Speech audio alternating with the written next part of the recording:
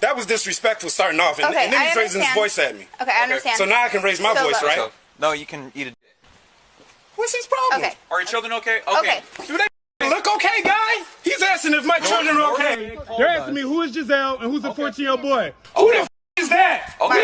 What are you talking about? Officer Marler and his partner, the dynamic duo of unprofessionalism, were on a mission to invade the privacy of YouTuber Sara Austin. Upon arriving at the doorstep, Marler couldn't contain his excitement and immediately peeked inside the house without any authorization or warrant. It was as if he was on a mission to uncover Austin's deepest, darkest secrets. Unfortunately for Marler, he found nothing except Austin's boiling anger at his unprofessional behavior.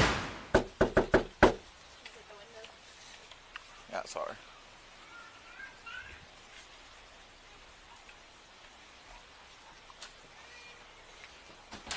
Hello. Hey. I don't know who that is. You know who that is? No. Who's your girlfriend or your baby mama? The lady we just saw. The lady we right can here. see. First of all, that's my wife, Marler. Okay. Marler. Okay. And who? Kanama. So who's this? So can you go with the mother's name? What's the problem?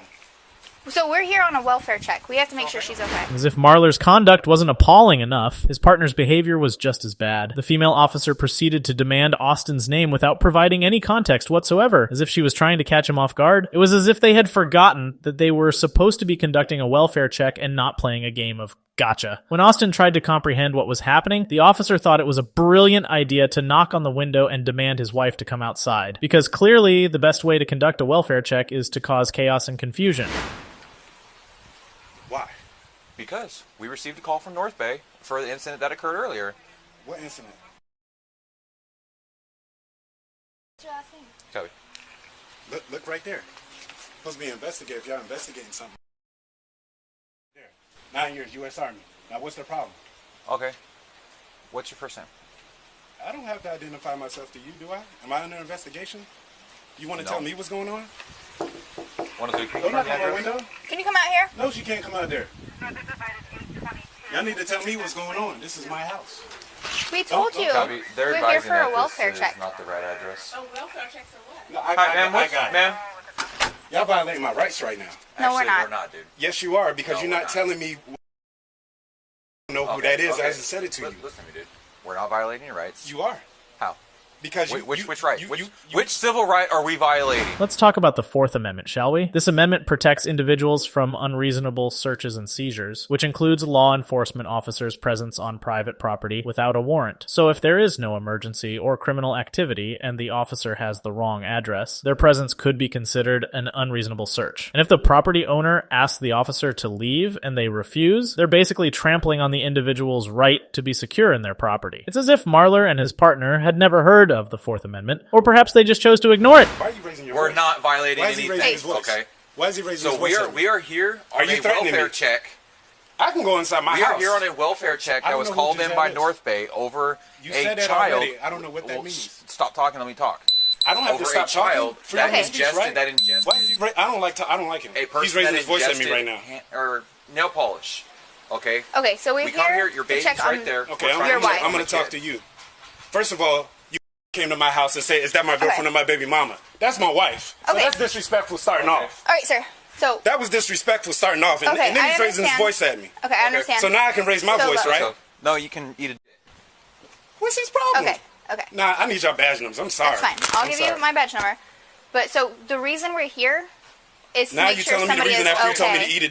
Sir. So You told me to eat it, right? Marler? I messed up. After Austin starts recording, Officer Marler magically remembers that he made a mistake and apologizes. But wait, is that apology genuine or just a result of being caught on camera? It's a fair question to ask, given Marler's previous behavior. This type of conduct from law enforcement officers is what breeds fear and anxiety in people when they encounter them. It's as if they think they're above the law and can do whatever they want without consequence. I apologize. Now that you on film, you messed up. No, So you you can record. haven't violated any of my rights. no, the sir. first thing you said to me coming here was, So, "Is sir. that my baby mama or my girlfriend?" Then he started raising his voice at me. From North Bay. Pause. I need your name and your badge number. Officer Conma, 107. Thank you. I need your name and your badge Officer number. Marler 102. We received. He said he's not violating any of my rights. Yet he came to my house and he said, "Is that my baby mama or my girlfriend?"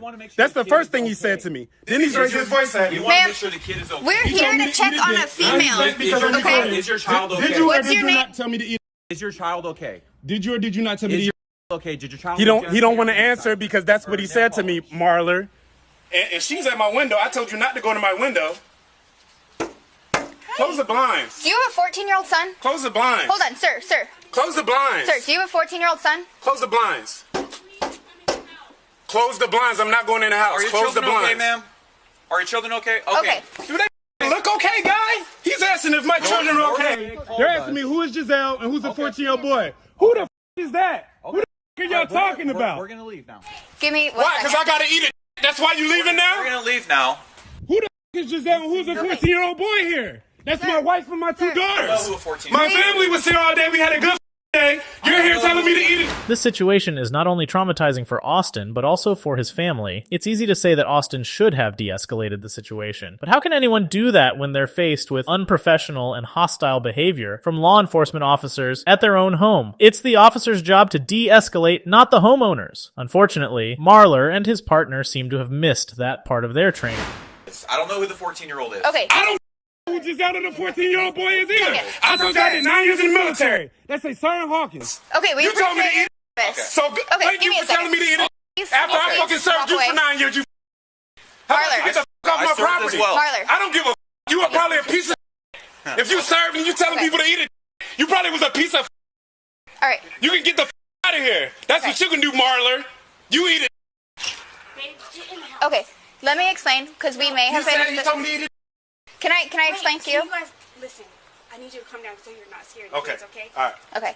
You're right. So All right. I got it. we got a call. Now she's telling me what happens now. I was After all trying of to- that, We're now she's trying to telling me what explain from the happened. beginning. Okay, I'm sorry. Tell Kennedy Papa is sorry. Okay. Kennedy's scared. They made me scare my daughter. She's okay. You're not Giselle? No, She's okay. Okay, Stop asking that. Finally, the female officer clarifies the situation and explains why they're there. If only they had acted like this from the start, instead of assuming Austin was a criminal. Maybe then, they could have cleared up the situation faster and more efficiently. But that would require them to do their job properly. And that seems to be too much to ask. It's as if Marler and his partner were more interested in playing cop than actually doing their job. Go to North Bay today? What the is that? Get in the house. What the are y'all talking about? Nobody knows what y'all are talking about. Well, you're not letting me explain. You never explained. You started asking questions. He said, is that my girlfriend or my baby mama? Okay, I apologize for that. Okay, I'm here to clarify. So, we got a call. That is this address, correct? That is this Okay, address. so it may have been a miscommunication between North Bay and our dispatch. So we got a call that we needed to check on a woman, Giselle. Okay, a 3-year-old was brought into the hospital because she ingested nail polish remover. Okay? We don't know anything about any of that. And that is absolutely fine. So this I just got know, a little out of hand. but you don't come to somebody's house and say, is that your baby mama or your girlfriend? You right, know what? and I Eat it. understand. I completely understand You're that. supposed to be It was professional. I'm trying my best to be And if professional. you're doing fine. But that guy, I don't know what side of the bed he woke up on. Austin rightfully believes that Officer Marler should be held accountable for his actions. The female officer suggests that he file a complaint, but Austin is trying to convey that she should be the one reporting Marler. It's not the responsibility of the victim to report the officer. It's the responsibility of the officer's superior to hold them accountable for their actions. It's as if Marler and his partner forgot that they're supposed to serve and protect the community, not intimidate and harass them. I understand, but You don't come to somebody's house and disrespect them like that. I- This needs so- to be put in the notes. We used to call it an AAR, after action And that is report. fine. I don't know if y'all do AARs. you have but our badge this numbers. ain't cool. Okay, Yeah. you have our badge numbers. But You that's- can come on. That's all. Do I really want to go through all that? I don't know. Do I It's up really to want you, to go sir. through all that? But I know. if everything's okay, I'm trying to settle this so that we can leave. know. And that you don't have a bad taste on us. It's not settled because he's a he left. That's just so it's not going to be settled. I asked him to walk away so that me and you could have a I know, simple but he walked conversation. away on his own after he told me to eat it, and you seen it. So how Okay. do you fix that? That was You can't inappropriate. fix it. He can fix it, but Okay, he's would an you like- asshole or something, so he's not going to fix it. Okay, well, here's the deal. Clearly, we came to the wrong address. I apologize for that. Okay? I don't know what North Bay is. I don't know North who Bay Giselle is. is a hospital. Right, but I'm talking about in this situation. Okay. I don't know what a North Bay is. I don't know what a Giselle is. I don't know what a 3-year-old nail polish is. I don't know what a 14-year-old boy is. I told you that multiple times, and since y'all are investigating, I have my degree in criminal justice, so I know about investigation 101. I actually am master's this is- educated. this- I'm actually starting okay. a doctorate this fall, and I just got my intelligence insulted because I said y'all are violating basic rights right now. We're not violating. We got called here. So we have a You right didn't to get be called here. here because everything you're We asking did. me has North nothing to Bay. do with okay. here. Okay, I'm explaining to you. So if you're not that person and your children are fine and your wife is not I having a told mental you that. breakdown, then I'm going to leave, okay? Right, and I explained that. But you were But talking you- over us and you're you not letting continue- us speak. but I did, Okay, I did. I'm going to leave now because clearly this isn't you're not understanding. Right, I could have left too, but Okay. I told you I was trying to help, and I am understanding, but I don't think you You understand. have not tried to understand. You yelled at us this whole time. No, I didn't. I yelled at you after he raised his voice at me. Your partner raised his voice at me. As for the latest update, Austin filed a personal complaint form online and went to the precinct in person, but unfortunately the lobby was closed to the public since March 17th. It's as if the police department doesn't want to hear from the community they're supposed to serve. However, Austin is not backing down. He's open to discussing this occurrence on any live platform that serves the greater good of society. It's as if he's on a mission to bring attention to the issue of police misconduct and hold law enforcement officers accountable for their actions. In conclusion, the behavior of Officer Marler and his partner is a prime example of the systemic issue of police misconduct in the United States. It's as if some law enforcement officers think they're above the law and can do whatever they want without consequence. It's time for a change, and it starts with holding officers accountable for their actions.